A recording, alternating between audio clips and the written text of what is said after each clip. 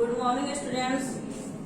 प्यारे बच्चों, जैसा कि आप सभी जानते हैं, हम लॉकडाउन के वजह से अपने अपने घरों में बंद हैं। हमारी सारी शिक्षण संस्थाएं बंद है। बच्चों, जिस प्रकार हमारे जीवन के लिए भोजन, कपड़ा, मकान ये तीनों अति आवश्यक है, उसी तरह से हमारे लिए पढ़ाई भी अति आवश्यक है। हम अपने अपने घरों में रह करके ही पढ़ाई को जारी रखें। आप लोगों के लिए मैं पुष्पा श्रीवास्तव, आप लोगों की असिस्टेंट टीचर, आप लोगों की पढ़ाई बाधित न हो, इस बात को ध्यान में रखते हुए वीडियो के माध्यम से आप लोगों के पास ये पाठ्य पुस्तक की जो फर्स्ट चैप्टर है उसको पहुंचाने का प्रयत्न कर रही हूँ। उम्मीद है कि बच्चों आप लॉकडाउन में रखते हुए इसको अच्छी तरह से समझेंगे और पढ़ेंगे। बच्चों, आप लोगों के पुस्तक का नाम है पाखी। पाखी हिंदी पाठ्य पुस्तक का फर्स्ट चैप्टर आप देखेंगे पेज नंबर 5। Page number 5। इसमें बच्चों पार्ट 1 में प्रार्थना कविता है।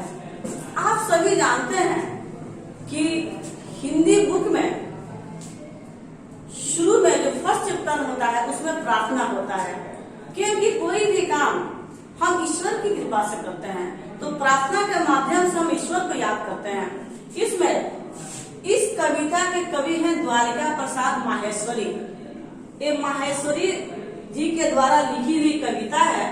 तो सबसे पहले मैं आप लोगों को रीडिंग देख करके बतला रही हूँ। आप तो रीडिंग को देखें गौर से। रीडिंग जब तक सही नहीं होगा तो आप इसका अर्थ नहीं समझेंगे और अच्छी ढंग से पढ़ नहीं सकते हैं। तो सबसे पहले बच्चों रीडिंग आप देखें। दूर असत से करो मुझे सत्य पथ दिखलाओ, अंधकार हर जीवन में नो ज्योति जगाओ। प्राप्त करूं अमृत मृत्यु का मुझे न भय हो, दिव्य ज्योति से आलोकित पथ मंगलमय हो। एक कविता में कवि का कहना है, कवि बच्चों को समझाते हुए कहते हैं असत माने होता है बच्चों बुरा। तो कवि का कहना है कि बच्चे ईश्वर से प्रार्थना कर रहे हैं, कह रहे हैं कि हे ईश्वर, आप मुझे बुराई से दूर करें और मुझे सच्चा मार्ग, सतपथ मीन्स होता है, माने होता है सच्चा मार्ग, मुझे सच्चा मार्ग दिखलाएं, मुझे सच्चा रास्ता दिखलाएं, सही रास्ता दिखाएं, मेरे अंदर की बुराई को दूर करें और मुझे सच्चा मार्ग दिखलाएं। फिर कवि का कहना है अंधकार हर जीवन में नौ ज्योति जगाओ, यानी मेरे जीवन की अंधकार को दूर करके मेरे जीवन में नई प्रकाश को, नई ज्योति को, 9 मीन्स होता है बच्चों नई, 9 मीन्स नया, तो नए ज्योति को हे ईश्वर जगाओ, मेरे जीवन के अंधकार को दूर कर मुझे मेरे जीवन में नई ज्योति को जगाओ। प्राप्त करूं अमृत, मैं अमृत को प्राप्त करूं, हासिल करूं। मृत्यु का मुझे न भय हो, मुझे मृत्यु का भय न हो, मुझे मरने का डर न हो, मैं अमृत को प्राप्त करूं।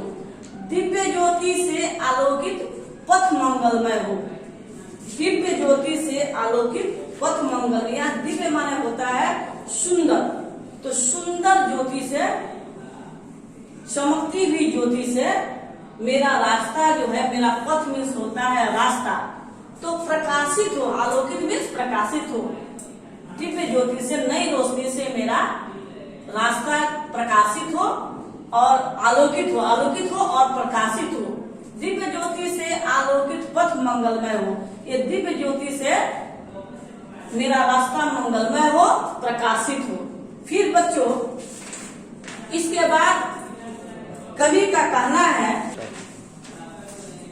फिर आगे का पैराग्राफ बच्चों देखेंगे। इसमें बच्चों का कहना है कि दो विशाल अंतर ऊंचाई मुझे गगन की सागर का गांभीर्य, धारा की शक्ति सहन की, पर्वत की दृढ़ता संजीवन, स्पर्श अनिल का, शीतलता जल की तेजस्वी, रूप अनल का। यानी इसमें कहने का तात्पर्य है कि बच्चे कह रहे हैं कि दो विशाल माने बहुत बड़ा होता है। विशाल में बच्चों बहुत बड़ा, आप जानते हैं। अंतर मीन्स हृदय।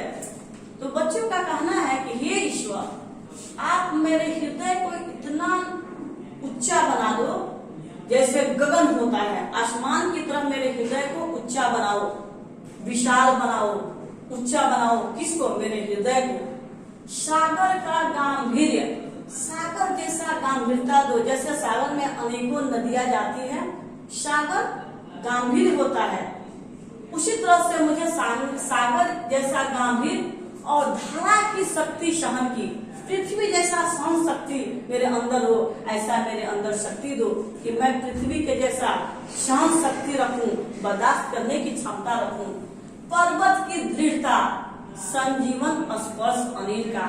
कवि का कहने का तात्पर्य है कि जिस तरह से पर्वत अड़िग होता है, उसी तरह से मैं दृढ़ बनूं, अपने प्रण से नहीं डिगूं। और मैं स्पर्श अनिल का, अनिल मीन्स होती है हवा के झोंके जैसा मैं बनूं कि मुझे छूने पर जीवन शक्ति मिले, संजीवन जैसा जीवन शक्ति मिले। जिस तरह से संजीवन जीवन को देता है, उसी प्रकार से मुझे स्पर्श करने पर उसी तरह का अनुभव हो, उसी तरह से वायु का अनुभव हो, संजीवन बूटी जैसा। शीतलता जल की तेजस्वी, मैं जल की तरह शीतल बनूं, ठंडा बनूं और तेजस्वी रूप अनल का। मुझे हे ईश्वर ऐसा रूप दो कि मैं अग्नि की तरफ दिखूं, तेजस्वी बनूं।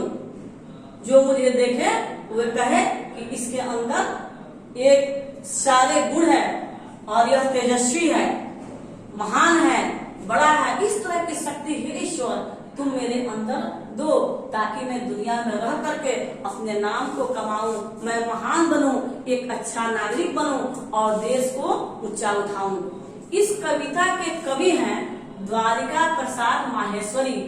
ये द्वारिका प्रसाद माहेश्वरी के द्वारा ये कविता लिखी गई है।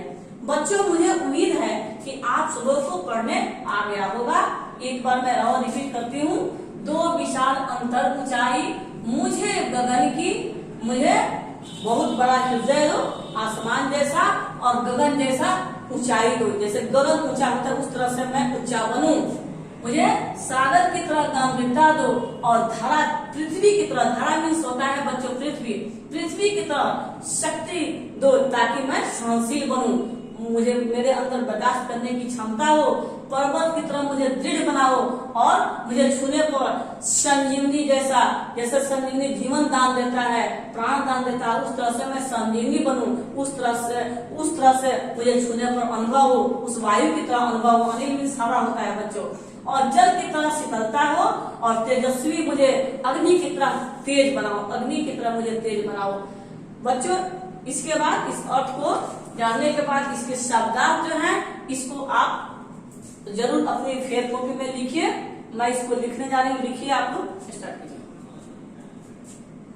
बच्चों, ये शब्द अर्थ दिया गया है, आप इसे अपने फेयर कॉपी में, अपनी फेयर कॉपी में सुंदर से इसको लिखे। असत मीन्स बुरा, सतपथ मैंने सच्चाई का मार्ग, नौ मीन्स नया, ज्योति मीन्स प्रकाश, ज्ञान होता है, ज्ञान होता है या प्रकाश होता है, दोनों होता है। अमरत्व मान कभी न मरने का भाव, अमरत्व माने मैं अमर हो जाऊं, कभी भी नहीं मरूं। आलोकित मीन्स प्रकाशित, विशाल मीन्स बहुत बड़ा, अंतर मीन्स हृदय, गांभीर्य गंभीरता, संजीवन जीवन शक्ति देने वाला। संजीवन के बारे में मैं आप लोगों को यहाँ थोड़ी सी बताऊंगी। जब लक्ष्मण जी को बाण लगा था, लक्ष्मण जी मर गए थे, उस समय उनको संजीवनी बूटी पिलाया गया, जिससे वे जीवित हो गए। इस तरह ये चीज ऐसा है कि मरने के बाद अगर दे दिया जाए तो आदमी जिंदा हो सकता है। उस तरह से इंसान को बनना चाहिए कि दूसरे को जिंदा अपने बोली से, अपनी वाणी से दूसरों को अच्छा सीख दे और उसको शीतलता प्रदान करें, शीतलता प्राप्त हो ऐसा प्रदान करें। आप अपने ठंडा बने, अपने मन को शीतल रखें, धैर्यवान बने, पृथ्वी की तरह और गगन की तरह आप ऊंचा बने, महान बने। इस तरह से अपने अंदर ईश्वर से वरदान मांगे। फिर बच्चों यहाँ देखिए पाठ कौशल के माध्यम से मैं आप लोगों को संक्षिप्त में बतलाने जा रही हूँ। पीडीएफ के द्वारा आप सब देख चुके हैं, क्वेश्चन आंसर भी लिख लिए होंगे, फिर भी मैं इसको रिपीट कर रही हूँ। मुझे उम्मीद है कि इसको आप ध्यान से एक बार देख लें। सही उत्तर को सही लगाना है। क इस कविता में किससे प्रार्थना की गई है? ऑप्शन 4 है, यानी विकल्प 4 है। चारों में जो सही है उस पर आप सही का चिन्ह लगाएंगे। 1 में मनुष्य से, 2 में ईश्वर से, 3 में कवि से और 4 में बच्चे से। तो किससे प्रार्थना की गई है? ईश्वर से। 2 नंबर सही है। ख में कविता में कैसा मार्ग दिखलाने की प्रार्थना की जा रही है? 1 में कुमार्ग, 2 में निम्न, 3 में सन्मार्ग और 4 में कठिन। तो बच्चों इसमें होगा 3 नंबर सन्मार्ग। ग में कविता में किसका भय न होने की बात कही गई है? 1 में मृत्यु का, 2 में जीवन का, 3 में ज्योति का और 4 में गगन का। बच्चों इसका आंसर होगा 1 मृत्यु का। घ में कविता में किसकी तरह सहन करने की शक्ति मांगी जा रही है? 1 अनिल, 2 में अनल, 3 में जल और 4 में धरा। तो धरा की तरह धरा में अद्भुत सहन शक्ति होती है। पृथ्वी सभी के भार को बर्दाश्त करती है, उस तरह की सहन शक्ति हमारे अंदर होनी चाहिए। 2 में कविता के अनुसार उचित मिलान कीजिए। कौन में गगन, और यहाँ ऑप्शन है, विकल्प है 4, 5 विकल्प है और 5 यहाँ पर है। गगन को किससे मिलाइएगा बच्चों? तो गगन को ऊंचाई से। ख में सागर, तो सागर को किससे मिलाइएगा? सागर को गांधीर्य, गांधीर्य होगा। धरा, धरा को सहन शक्ति से, पर्वत को ऊंचाई से और जल को शीतलता से।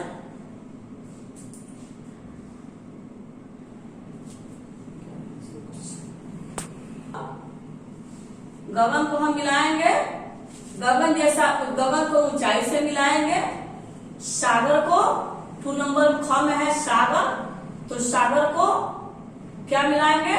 सागर को गांधीर्य से मिलाएंगे। 3 में धरा है, धरा को सहन शक्ति से मिलाएंगे। पर्वत है, पर्वत को दृढ़ से मिलाएंगे और जल, जल को शीतलता से मिलाएंगे। ओके बच्चों, फिर हम 3 नंबर पर चलते हैं। आप इसको देख लिए। अब 3 नंबर पर कविता की पंक्तियां पूर्ण कीजिए।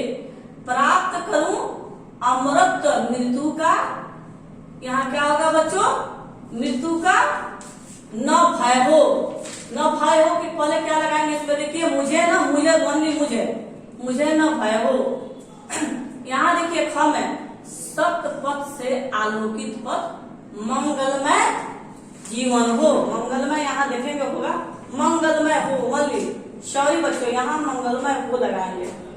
सत्य पथ से आलोकित पथ मंगलमय हो।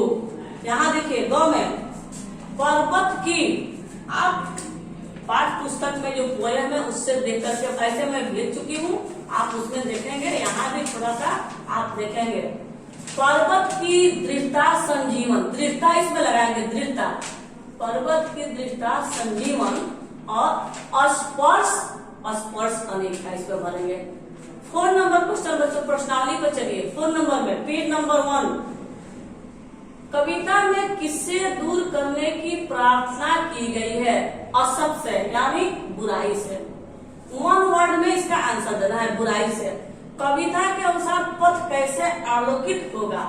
तो सत पथ से, सत आंसर होगा सत पथ से। ग में कविता में किसकी तरह ऊंचाई प्राप्त करने की प्रार्थना की गई है?